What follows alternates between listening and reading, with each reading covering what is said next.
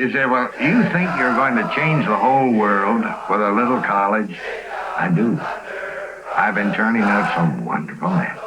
What they can do with their potential, their spiritual potential. Mind you, I'm not saying religion. I'm saying the spiritual. And there's no greater force in the world than ideas.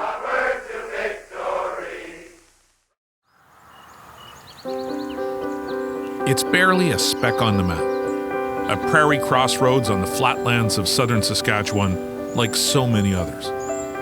But come to Wilcox, the home of Per Athol Murray and the Notre Dame Hounds, and understand that you've landed in one of hockey's holy places. It was hockey that brought me there, but there's much more going on there outside the rink than I expected. As soon as you drove in there and you saw the church, you saw the dorms, you saw the ice rink, it just had this special feeling that surrounded it.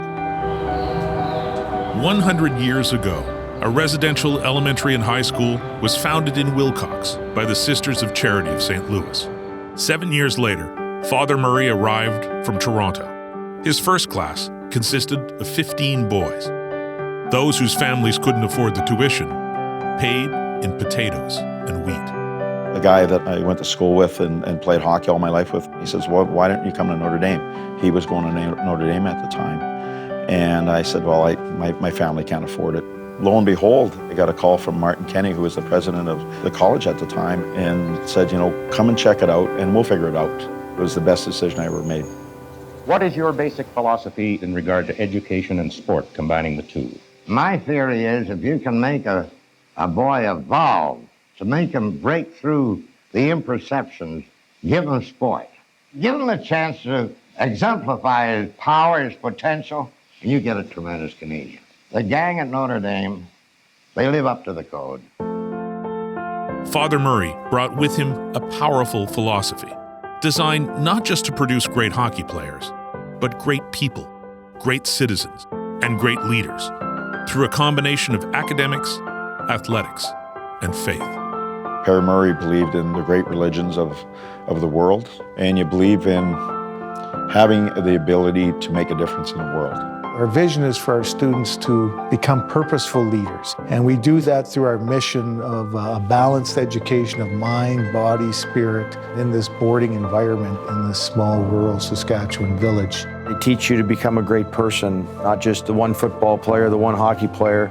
It's about developing the person, and Notre Dame takes pride in that. Whether you were going there to play hockey or not, that's something that everybody at that school made the choice of, this is going to be part of my upbringing and part of my values and my culture. The message that kept coming back to me, it talked about being a hound and being the Notre Dame man, and there's a great poem that Athol Murray wrote, and it's perfect, I think.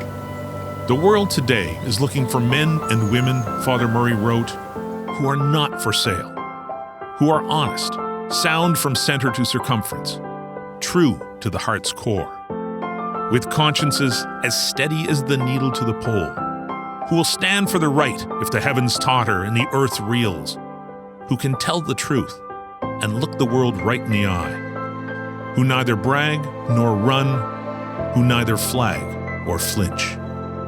The friendships and the bonds you make at that school, those are people you lived in the dorms with, the people you went through the hardships with, the people you went through the winters with. Everything was done together.